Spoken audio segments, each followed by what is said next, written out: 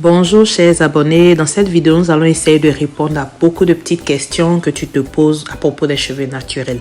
Pendant des dizaines d'années, pendant de nombreuses années, nous avons utilisé le défrisage comme solution pour nos cheveux naturels et nous nous sommes rendus compte que ça ne fonctionnait pas. Cependant, nous n'avons pas eu l'habitude de prendre soin de nos cheveux. Donc, revenir au naturel s'accompagne souvent de beaucoup de petites questions qu'on se pose dont on n'a pas forcément la réponse. Dans la vidéo d'aujourd'hui, nous allons essayer de répondre à quelques-unes de ces questions que les abonnés me posent sous les vidéos afin de pouvoir en savoir un peu plus sur nos cheveux naturels. Aussi, en dessous de cette vidéo, n'hésite pas si tu as d'autres questions que tu aimerais me poser, n'hésite pas à les mettre en commentaire afin qu'ensemble nous puissions nous éduquer sur nos cheveux naturels. La première question dont j'aimerais qu'on parle, c'est faut-il couper mes pointes? Beaucoup de personnes se demandent si elles doivent couper leurs pointes et si elles doivent couper leurs pointes, à quelle fréquence on doit couper les pointes. La réponse ici, selon moi, tu n'as pas forcément besoin de couper tes pointes. En général, tes pointes sont juste tes cheveux un peu plus abîmés par les mauvais traitements, par le manque de soins. Étant donné que c'est la partie des cheveux qui est la plus vieille, elle est plus fragile. Donc, quand tes cheveux sont dévitalisés, déshydratés, asséchés, dénutris, les pointes sont encore plus atteintes par ce manque de soins. Donc, en fait, tu n'as pas besoin de couper tes pointes. Tu as juste besoin d'insister sur tes pointes pour la plupart du temps lorsque tu fais tes soins, lorsque tu fais tes bains d'huile, lorsque tu poses tes masques. Donc, en gros, tu n'as pas forcément besoin de couper tes pointes. Moi, personnellement, je déconseille de couper les pointes. Si tu sens que tes pointes sont affinées, fragilisées, je te conseille de focaliser tes soins sur tes pointes. Et s'il faut même de poser sur ta tête deux types de masques. Un masque sur les pointes et un masque pour les longueurs afin de pouvoir vraiment renutrir, redonner la vitalité à tes pointes. La deuxième question à laquelle j'aimerais répondre ici, c'est à quelle fréquence je dois faire mon shampoing?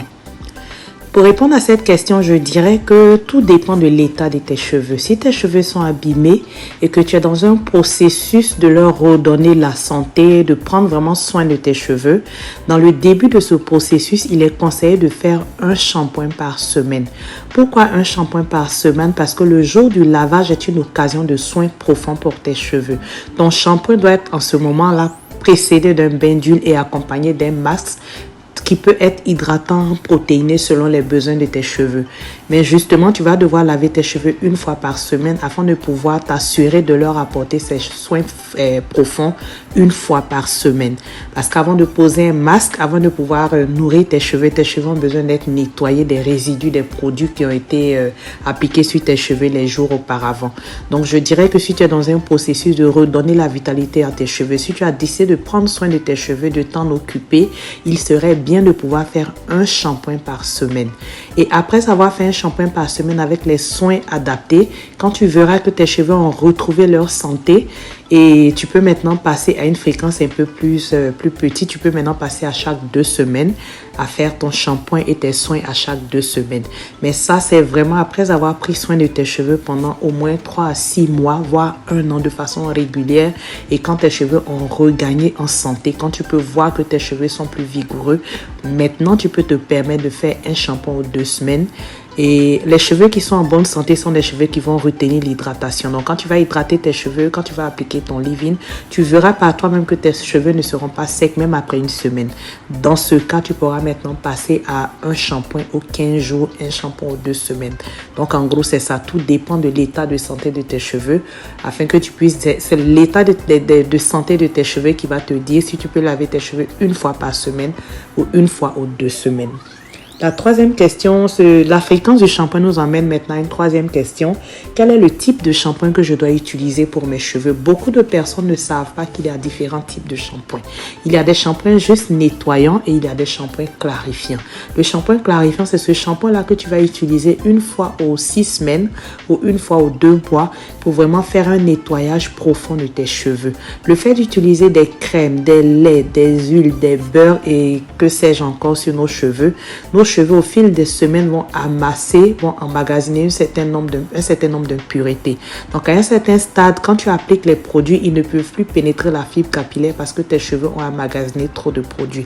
En ce moment-là, tu vas voir que la crème qui hydratait bien tes cheveux, subitement, tes cheveux ne sont plus hydratés quand tu les utilises. Ce signe peut te dire que tu as besoin d'un shampoing clarifiant, un shampoing qui à la limite est un peu asséchant parce qu'il va nettoyer en profondeur tes cheveux. Tu verras que les shampoings clarifiants en général, c'est des shampoings qui sont un peu asséchants, qui lorsque tu laves tes cheveux avec, tu sens cette sensation de propreté, mais en même temps tes cheveux deviennent comme rêches sous la main, ils sont un peu comme crissants, tu peux sentir que tes cheveux ont été vraiment nettoyés de tout ce qu'il y avait comme gras.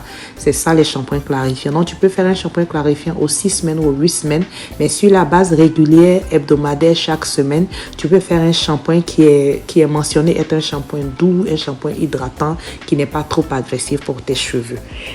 Après la question des types de shampoing que je peux utiliser, nous allons ici parler des beurres et des huiles. Certaines personnes se demandent, faut-il utiliser un beurre ou faut-il utiliser une huile pour mes cheveux? Tout dépend du type de cheveux que tu as. Dans tous les cas, le beurre ou l'huile sont deux matières grasses qui nous permettent en fait de sceller l'hydratation quand nous utilisons un produit à base d'eau, comme un lait capillaire ou une crème capillaire ou un leave-in. Donc après l'utilisation d'un leave-in dans le processus d'hydratation, tu vas appliquer par-dessus une matière grasse afin de pouvoir sceller cette hydratation, de pouvoir emprisonner l'eau au contact de tes cheveux le plus longtemps possible. Donc pour sceller ton hydratation, tu vas utiliser soit du beurre, soit de l'huile. Mais à quel moment tu utilises du beurre, à quel moment tu utilises de l'huile?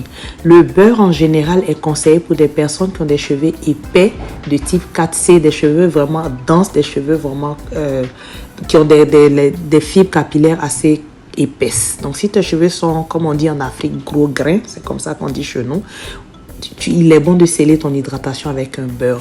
Mais si tes cheveux sont fins, l'huile sera suffisante pour sceller ton hydratation, parce qu'appliquer du beurre sur des cheveux fins peut alourdir le cheveu, peut étouffer le cheveu. Donc en gros, la réponse à cette question est que oui, tu peux utiliser soit du beurre, soit de l'huile, dépendamment du type de tes cheveux, de leur façon de se comporter. Tu peux aussi tester, si tu n'es pas sûr du type de tes cheveux, c'est de vraiment regarder tes cheveux, comment ils réagissent. Tu peux sceller ton hydratation sur une moitié de la tête avec un beurre et sur l'autre moitié de la tête avec une huile, et ensuite tu verras comment tes cheveux se comportent d'un côté et de l'autre, et ça te permettra aussi de pouvoir apprécier est-ce que mes cheveux se comportent mieux avec un beurre ou avec une huile quant à sceller l'hydratation. La question dont nous allons maintenant parler, c'est puis-je utiliser une perruque sur mes cheveux naturels? L'utilisation de la perruque en fait vient du fait que, surtout dans le début de notre processus de retour au naturel, nous avons du mal des fois à accepter nos cheveux, ou tout simplement des fois nous avons du mal à trouver la coiffure idéale, la façon idéale de porter nos cheveux. Donc on peut se retrouver dans des postures où on a envie de mettre une perruque, soit de façon ponctuelle, 1 ou 2 jours dans la semaine, soit tout le temps garder nos cheveux naturels en bas après avoir fait les soins. Pour répondre à cette question, je te dirais que pour ma part, le retour au naturel est un processus qui est d'abord dans ta tête. C'est un processus en fait qui te pousse à l'acceptation de soi.